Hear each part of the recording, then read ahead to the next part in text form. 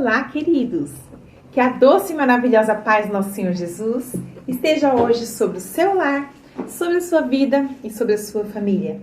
Aqui é a missionária Ivanilde Serafim e hoje nós estamos aqui para mais um vídeo da série que eu estava fazendo sobre emoções.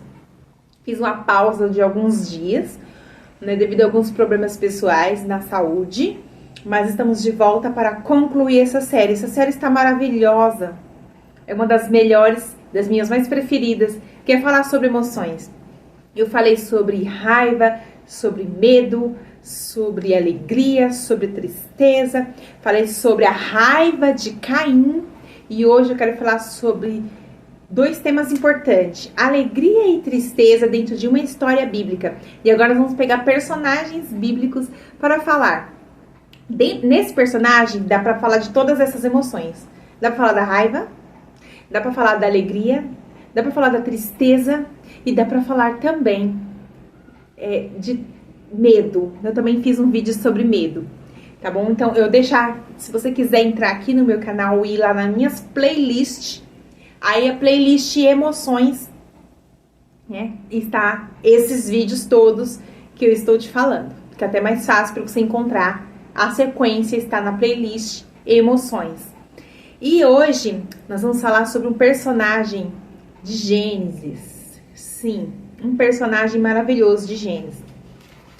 Eu tô aqui com a minha Bíblia aberta em Gênesis, vou até marcar aqui, que eu quero ler com vocês alguns textos, tá bom? E o personagem que nós vamos falar, ele viveu muitas coisas daquilo que nós estamos falando aqui. E vivendo essas histórias, deixa eu só ver aqui onde que eu posso ler. Bom, aqui no capítulo 37 de Gênesis, tá? Capítulo 37, versículo 1 de Gênesis. Quem é esse personagem? José. Sim, nós vamos falar de José. Nós sabemos que Jacó, que é Israel, que Deus mudou o nome de Jacó para Israel, é o pai de José. Teve muitos filhos, mas José é o personagem que nós vamos falar. Eu vou ler aqui com você o versículo 1 do capítulo 37 e nós vamos falar rapidamente, porque não dá para falar muito, sobre a história de José e entender sobre as emoções de José. Diz assim, Jacó habitou na terra das peregrinações de seu pai, na terra de Canaã. Essas são as gerações de Jacó. José, aos 17 anos, apacentava as ovelhas com seus irmãos. Sendo ainda jovem, andava com os filhos de Bilá e com os filhos de Zilpa, mulheres secundárias concubinas de seu pai. E José trazia más notícias dele ao seu pai. Israel, que é Jacó, mas é Israel, amava mais José do que todos os seus filhos, porque era filho da sua velhice, e fez-lhe uma distinta e especial túnica de várias cores. Vendo seus irmãos que o seu pai o amava mais do que todos os seus irmãos, odiaram-no e não podiam falar em saudação amigável com ele pacificamente. José teve um sonho, contou aos seus irmãos, e por isso o odiaram ainda mais. Até aqui, não precisamos prosseguir, mas olha só que família. E é a família que Deus escolheu para trazer salvação ao mundo. Mas como o pecado existe no mundo, e a maldade existe no mundo, e as famílias são famílias normais, nós vamos ver nessa história que a família de Israel, que montou a nação do povo de Deus, é uma família comum como a minha e a sua. Uma família normal, com seus problemas, com suas dificuldades. Mas José se destaca em toda a sua vida, em toda a sua história, em toda a sua família, em todas as gerações, até de Abraão. Depois de Abraão, quem vai se destacar é José. Porque Jacó também se destaca, mas ele comete muitos erros. Mas se você olhar para José, não é que José não errou, ele errou, mas ele mais acertou do que errou, né? Se você for olhar para a história, Jacó errou muito, mas José errou, mas errou bem menos e acertou mais. Qual a diferença? Decisões e escolhas. Nós temos o poder de decidir, de escolher, nós temos o livre-arbítrio, e José tinha a possibilidade de escolher e de tomar suas decisões, assim como todos os outros tiveram. E cada um fez a sua escolha e teve os seus resultados. E eu quero dizer para você, você tem suas escolhas e você terá os seus resultados. Israel amava um filho mais do que todos os outros. Ele aprendeu isso aonde? Na casa dele, dos pais. Ele estava repetindo o padrão. Que Isaac, filho de Abraão, teve ele e outro filho, gêmeos, Jacó e Esaú. Que Jacó se tornou Israel e Esaú se tornou Edom. E esses dois filhos que ele teve, existia uma rivalidade entre esses dois filhos, porque Isaac amava mais Esaú, Rebeca amava mais Jacó. E Jacó chega aqui agora com seus filhos e vai amar mais José. Não importa qual foi o motivo. Se foi porque é filho da velhice, se foi porque é filho da Raquel. Não importa se Isaac amava mais Esaú porque ele era do campo, porque ele, né, sabia fazer caças. Não importa se Rebeca amava mais Jacó porque ele era mais caseiro. Não importa. O importante é você entender que como pai e como mãe, você jamais deve cometer esse mesmo erro que esses homens cometeram. Amar mais um filho do que o outro. Porque isso causa dor e sofrimento para os dois. Para os dois, até para aquele que você está amando mais. Por que causa sofrimento para aquele que você está amando mais? Agora você ama mais um filho, os outros filhos têm inveja dele, têm ciúmes dele, têm raiva dele, têm ódio dele. Ele vai sofrer com a rejeição dos irmãos. Então, se você é pai e mãe, não ame mais um filho do que o outro. Se você é filho que é mais amado do que os seus irmãos, pode ter certeza que você tem um grande problema com seus irmãos, porque eles têm raiva e ódio e inveja de você. Se você tem irmãos que é mais amado pelos pais do que você, então você está se sentindo também rejeitado e vai querer rejeitar esse seu irmão. Como é a escolha aqui? Então, para cada um tem um papel de escolha. O pai e a mãe podem escolher amar mais um filho do que outro ou amar todos na mesma frequência individual, mas na mesma frequência. Todos serem importantes, tanto um quanto o outro. Porque o poder e capacidade para isso Deus coloca em todo pai e em toda mãe. Não importa se tem 20 filhos, todos são amados e queridos da mesma forma, com a sua individualidade. Mas o pai e a mãe que não tem um coração saudável, tem um coração adoecido, ele vai fazer preferência de um filho. Outra coisa, se você é o filho que é mais amado, saiba que você vai ter que suportar a rejeição dos seus irmãos de forma com... Qual é a forma de suportar isso? Então, vamos pegar todas essas emoções. Esse filho que é mais amado, ele não vai ser feliz, porque ele vai ter problemas com seus irmãos. Ele vai ter ódio, raiva, ira e vai estar sofrendo na mão dos irmãos. Então, o que esse filho deve fazer? O que você, como filho, que sofre com rejeição dos seus irmãos, com perseguição dos seus irmãos, com inveja dos seus irmãos, seus irmãos têm inveja de você, têm raiva de você, têm ódio de você, que quer te destruir, quer puxar o teu tapete, quer acabar com você, você vai ter que amar seus irmãos ao ponto de liberar o perdão para eles. E vigiar. Porque a inocência de José colocou ele em maus lençóis. Porque faltou em José maturidade e vigilância. Ele não teve o entendimento do que se passava na mente e no coração dos irmãos. Ele não entendia que os irmãos tinham ódio e raiva dele. Ele não conseguiu entender isso. Então, acarretou para ele sérios problemas. E se você é irmão que é rejeitado pelo pai e pela mãe, não rejeitado de verdade, mas você se sente rejeitado porque ele ama mais o seu irmão do que você, Você precisa entender que seu irmão não tem culpa, seu irmão, sua irmã, sei lá quem for, não tem culpa disso. Você precisa amar seu irmão também e entender que o problema não é você e nem seu irmão. O problema está no coração dos seus pais que está doentio. E você não precisa ficar tentando chamar a atenção dos pais, ficar tentando fazer alguma coisa para agradar os pais. Você não precisa também prejudicar o seu irmão para que ele saia de cena, para que seus pais te enxerguem. Não precisa de nada disso. Você precisa recorrer a Deus e receber o amor de Deus e a cura dessa rejeição. Perdoando seus pais por serem assim e perdoando também os seus irmãos, seu irmão que é mais amado, porque de certa forma você tem mágoa desse irmão. E o perdão, eu já ensinei em outros vídeos como ele funciona. Mas vamos lá.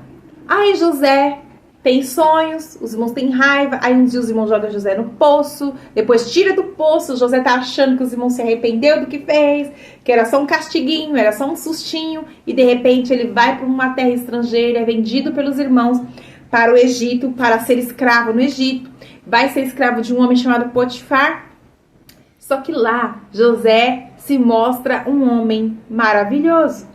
E aí onde entra a maturidade, ele começa a amadurecer, ele começa a melhorar. Existe uma dor lá dentro do coração dele? Existe. Existe mágoa lá dentro? Existe. Mas ele não deixa que essa dor, essa mágoa o prejudique, porque ele se destaca no trabalho, se destaca no serviço e recebe do Potifar o maior cargo em sua casa. Honra e respeito, porque ele prosperava em tudo que ele fazia, em tudo que ele colocava as mãos para fazer, ele prosperava e era abençoado, porque Deus era com ele. E aí, sabe o que acontecia? O José era tão honrado, tão amado, tão aplaudido, que despertou o desejo da esposa de Potifar sobre ele. E quando ele foge dela, ela levanta uma calúnia e ele vai preso, ele vai para a prisão. E na prisão, agora ele estava com uma sentença de morte.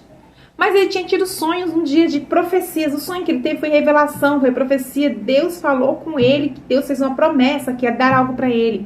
E ele estava ali aguardando em Deus o cumprimento dessa promessa, mas com a sentença de morte ali dentro daquela prisão.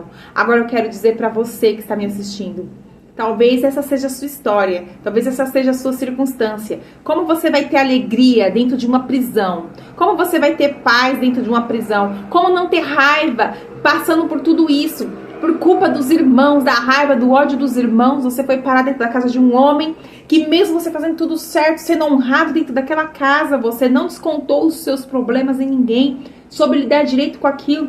E ainda assim é caluniado e vai para uma prisão. Por que sentença de morte? Porque naquela prisão não tinha possibilidade dele sobreviver por muito tempo. E ele tinha uma sentença de estar ali muitos anos na prisão. E ele talvez não sairia daquela prisão vivo, né? E, de repente, ele tá ali nessa circunstância. Imagina a dor que tá no coração dele. Ele poderia estar com medo, ele poderia estar triste, ele poderia estar com raiva, ele poderia estar com todos esses sentimentos, faltando alegria, só que não. Talvez ele sentisse isso em alguns momentos, mas essas emoções não controlavam José, não dominava José. Por quê? Porque ele tinha relacionamento com Deus. Como você sabe que ele tinha relacionamento com Deus? Porque ele tinha revelação de Deus. Então ele ajudava o carcereiro ao trabalho lá dentro, organizava as coisas lá dentro. Ele tinha um dom dado por Deus para cumprir o propósito de Deus na vida dele. Então, onde ele ia, até dentro de uma prisão, ele exercia os seus dons e ele se destacava. Aquela pessoa que anda com Deus, que tem comunhão com Deus, que está se relacionando com Deus, ela não só tem controle sobre suas emoções, não só consegue lidar bem com seus problemas, como também ela serve de bênção. Onde ela estiver, não importa onde ela estiver, ela vai ser bênção na vida das pessoas. E sendo assim, José interpreta o sonho do copeiro e do padeiro. E depois de ele interpretar o sonho do copeiro e do padeiro, ele tem uma esperança que o copeiro vai voltar a servir e vai interceder por ele para o faraó. Mas ele esquece. E de repente, o faraó tem um sonho e Deus cria uma circunstância, e aí ele se lembra de José, e José é chamado, José interpreta o sonho do rei, e agora José é colocado por Deus como governador da maior potência da época, Egito. e sendo um dos homens mais importantes ali, que era governador, trabalhou por muito tempo e de repente veio a fome. E aí lá vem os irmãos de José. E aí José faz testes, trabalha com os irmãos para poder conhecer os irmãos. E então aqui no capítulo 45 diz assim, ó: então José não se podia conter por mais tempo diante de todos os que estavam com ele e clamou: fazei sair daqui todos os homens. Ninguém ficou com ele quando se deu a conhecer os seus irmãos. E ele levantou a voz com choro, de maneira que os egípcios que tinham acabado de deixá-lo ouviam da casa de Faraó. O ouviu. José disse aos seus irmãos: eu sou José. Vive meu pai ainda? E seus irmãos não puderam responder, porque estavam pasmos diante da surpreendente revelação, diante da sua face. E José disse aos seus irmãos: peço-vos, cheguem-vos a mim. E eles chegaram.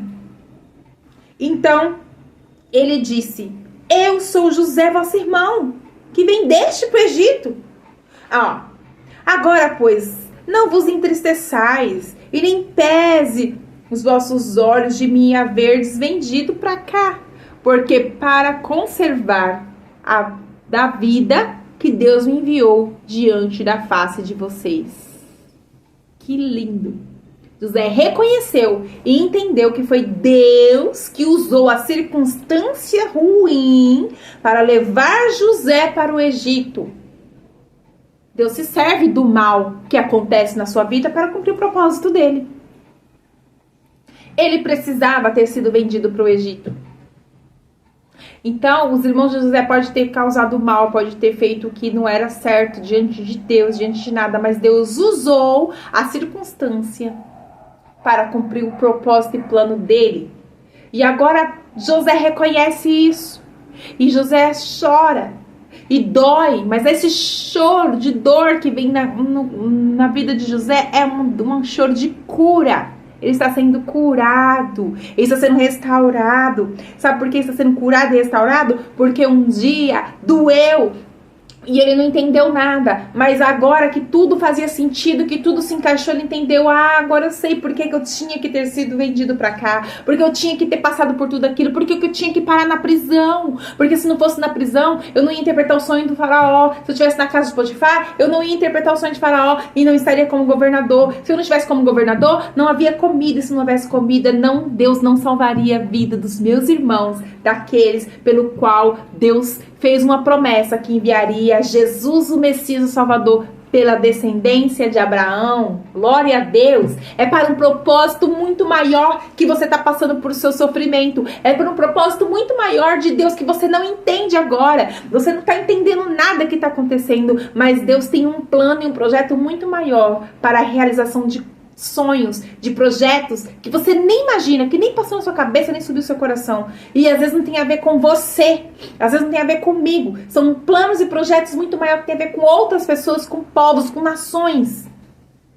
O projeto de Deus com José não era só com José, era com os irmãos, as 12 tribos de Israel, era com Judá, aquele do qual vinha a linhagem de Jesus Cristo, o nosso Senhor. Então, se você está passando por uma circunstância que está te roubando a alegria, que está te deixando com raiva, que está te deixando com medo de avançar, você não consegue viver, não consegue ter paz, tranquilize seu coração a partir deste momento, sabendo que Deus tem um propósito para você nisso. Busque a Deus, libere o perdão.